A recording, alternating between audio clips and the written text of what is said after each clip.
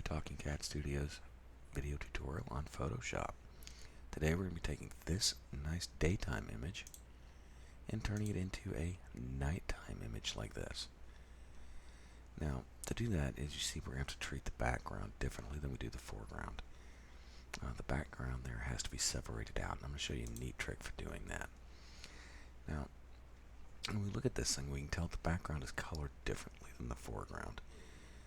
But how do we know exactly what to pull out? Well, we can go to Channels, and this is showing us the RGB. This is everything. Everybody's in there. RGB basically tells you right here in the Channels panel, it tells you who's in charge of what you're seeing, which band is producing most of the visuals that you're seeing. So if we click on just red, we see, well, there's a lot of red everywhere. Pulling the red out of this wouldn't really give us a separation much. Go to green, it's even worse. Oh, but blue. Blue is the guy we want, so we're going to take blue out of this. Go back over to your layers panel, and like always, Control J to copy your layer, because we don't want to mess with our original. We are going to hide it though. Turn off that little all-seeing eye there, because if we don't, it's going to overwrite anything we do to this, and we won't be able to get our effect. We won't see it. So double click over here off on the right side of the layer, and we get the layer style panel, which has this neat blend if area here, which is something if you haven't really explored much, please do.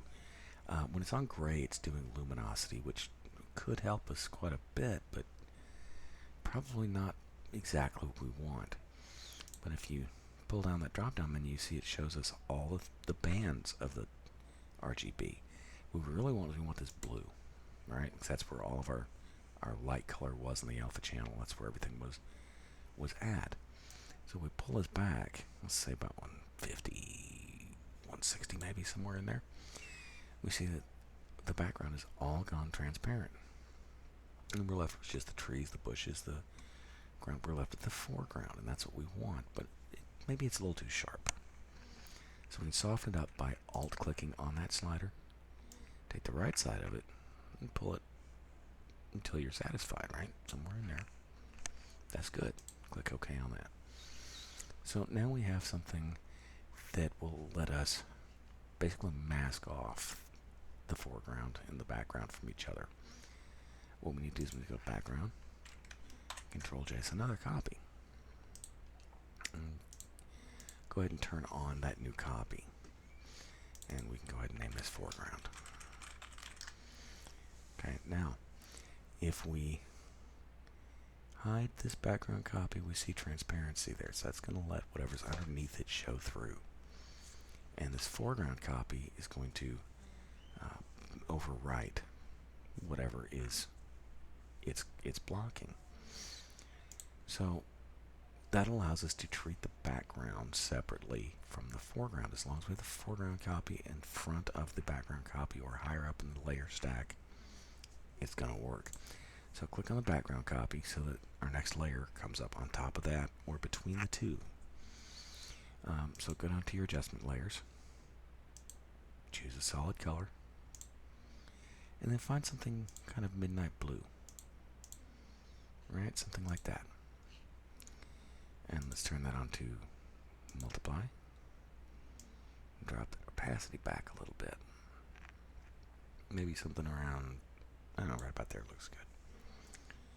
Okay, so you can see we've had a nice effect on it, but it's not quite the effect we want, right? And in fact, we want to affect this whole thing. We want to affect the foreground and the background. So click on the foreground so our next layer goes above it, and then go to Color Lookup Layer and add that. Now this lets us choose amongst a number of files here that will have different effects. And if you haven't played with these, I really do recommend it. Please do. You will be amazed at what you can do with this. We're going to choose Midnight or Moonlight on this one. And as you can see, that's perfect. That's wonderful. We can still barely make out the details in the back. Kind of more like a texture than a details. That's great. What we really need to do now, though, is, well, we're going to fake a light source. Because if you look at these shrubs and the trees and everything like that, we really do have some highlighting going on there that is implying a light source. But we want to bring both of those out. So let's add an implied light source. We're going to do that with the brush tool. Okay, and you're going to want a nice zero hardness, soft, round, decent sized brush. That might be too big. Like that. Go up here in the corner. Don't have to have the whole thing in there. You can do this with a black foreground. Go to about there, slide back a little. And every time you slide a little farther back, it's going to give you a little bit more. And then lower your size. Increase your flow a little bit. And click a few times there. Now, to increase its effect, go down to that blue color, that midnight blue color fill layer, and do that a couple of times. We're going to apply the moons right about here. Right? And so we're getting all this, but we still don't have the detail and depth we really want. So on the color lookup layer, which is the one that's affecting everything, remember it's the one that's affecting the foreground especially, is what we're really concerned about. And we want to take our flow down to about 7-8%, somewhere in there, something like that. And we're going to paint highlights on. It's going to let a little bit more of that foreground color come through. Alright, so we can do stuff like this, and every time you paint on it, it becomes accumulative.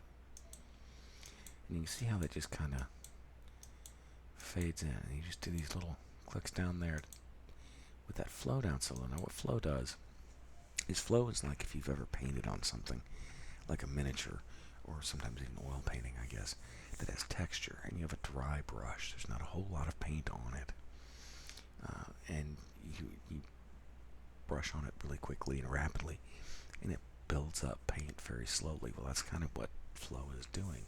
It's only painting on the raised up areas, and it's leaving those areas down in the cracks and crevices dark, like no light's getting into them. And we just do that across the whole painting. You want to do it nice and smooth. Be conscious of where the light is, because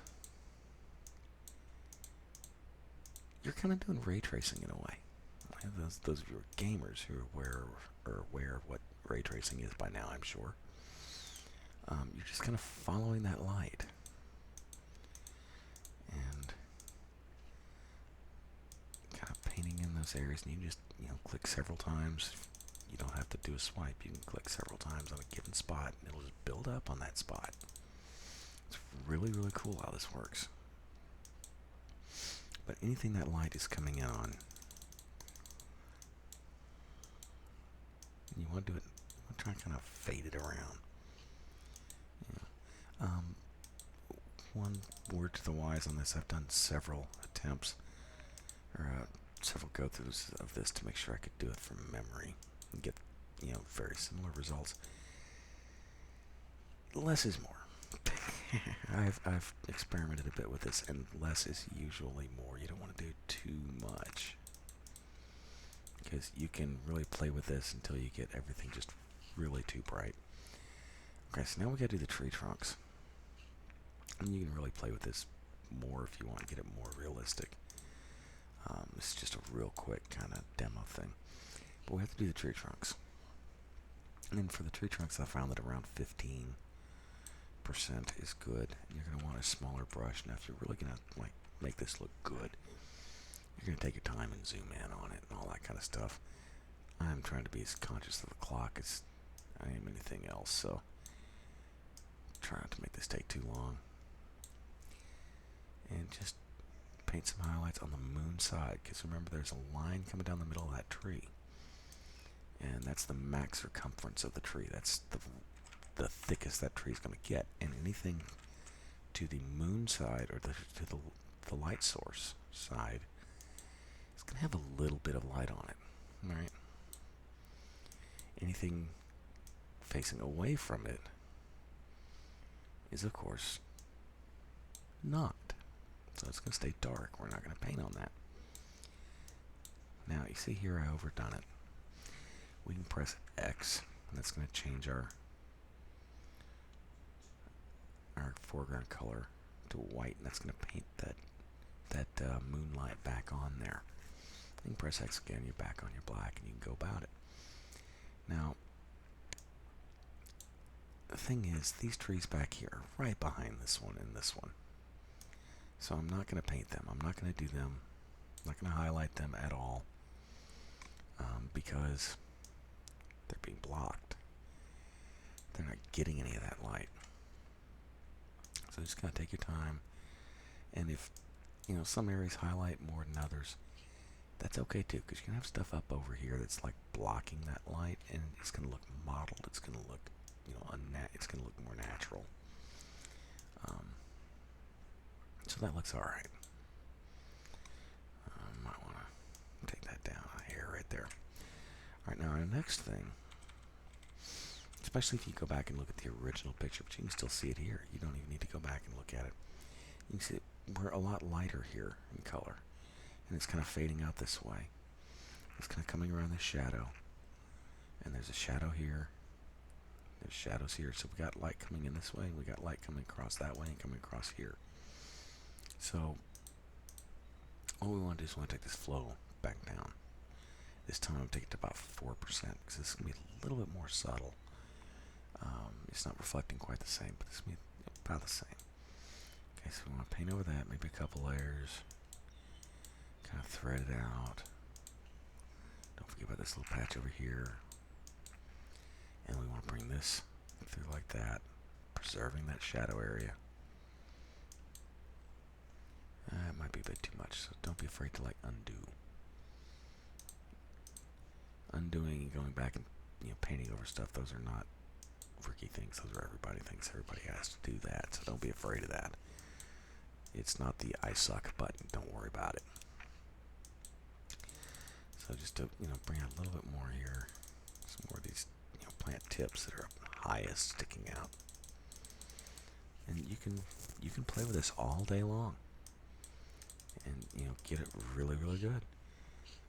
Now, the one other thing I might add would be like a contrast layer. So brightness contrast, add that up at the very top, and drag that contrast up just a hair. So the darker areas get darker and the lighter areas get darker, and you might have to adjust for that with the brightness.